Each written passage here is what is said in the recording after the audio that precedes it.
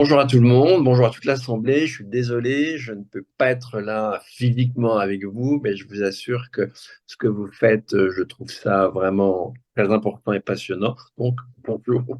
Et puis, un bonjour très, très, très général. On va pas tout de suite parler de polyactivité, on va l'amener après. Je crois que ce qu'il faut bien comprendre là, c'est qu'on rentre dans le dur du dérèglement climatique. Vous le savez, on a une année 1,5. Sur 10 ans, on y sera assez rapidement, à une moyenne d'1,5. Dès 2000, de la décennie 2040, on aura déjà des années à 2 degrés. Et comme vous le savez, de 1,5 à 2, les événements extrêmes doublent. Or, déjà aujourd'hui, on a des gros problèmes de productivité alimentaire. On en aura de plus en plus, même très probable qu'on ait des famines dans la décennie. Donc, d'aller voir du côté de l'agriculture et d'une agriculture beaucoup plus résiliente, d'une agriculture de type agroécologique, c'est une espèce de nécessité. Dans une société avec moins d'énergie, il faut compter à peu près, en gros, 20% de la population qui sera allouée à des tâches agricoles. Alors, dans le cadre d'une transition, on ne peut pas demander à tout le monde, même probablement pas d'emblée comme ça, à 20% de la population d'aller vers ça. Mais ce qui pourrait être intéressant, c'est justement de jouer sur la polyactivité, c'est-à-dire d'avoir par exemple un mi-poste où on garde son ancien boulot, un mi-poste où on commence à aller de ce côté-là, et de manière plus générale, la question de la polyactivité, c'est ce qui donne comment dire, la souplesse fondamentale pour ce qu'on appelle une transition écologique. C'est-à-dire, c'est pas simple une transition, c'est-à-dire c'est passer d'un monde à un autre avec des logiques qui sont complètement différentes.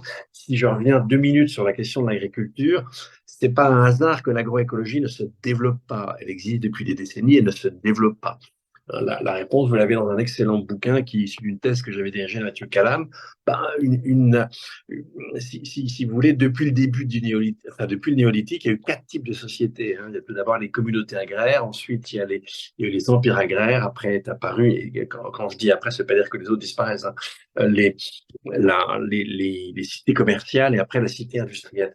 Et en fait, là, dans chaque type de société, on a un type d'agriculture et en fait, ce type d'agriculture, il joue avec les deux autres composantes fondamentales d'une société, qui sont le côté symbolique, le côté valeur, le côté religieux, plutôt spirituel, je préfère ça, parce que la religion, c'est pas trop ma tasse de thé, et puis le côté gouvernance.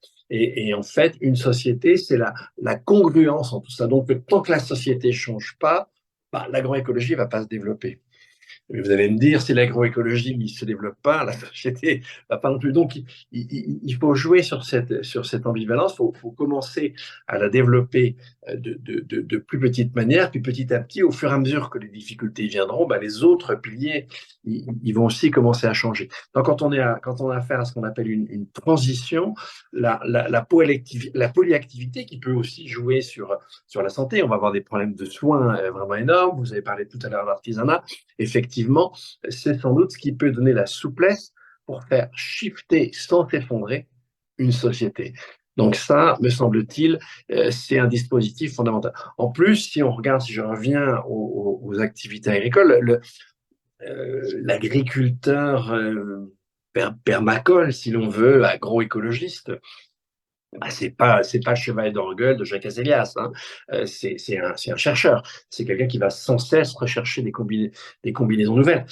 Qu'il ait une autre activité à côté, c'est pas quelque chose qui est contradictoire. C'est même, on pourrait presque dire, nécessaire par la curiosité que ça implique, par la forme de savoir aussi que ça peut impliquer. Puis aussi un autre aspect, l'agriculture avec moins d'énergie, ça peut être aussi physiquement dur. C'est peut-être quelque chose qu'on peut faire 10 ans dans sa vie et pas forcément toute sa vie. Et donc, dans une société qui va devoir shifter d'une civilisation à une autre, cette espèce de souplesse et cette polyactivité, c'est en quelque sorte la garantie du non-cassage de gueule et de l'expérimentation.